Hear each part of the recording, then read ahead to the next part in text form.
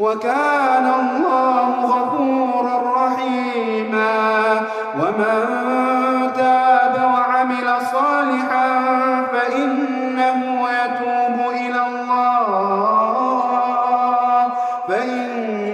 يتوب إلى الله متابا.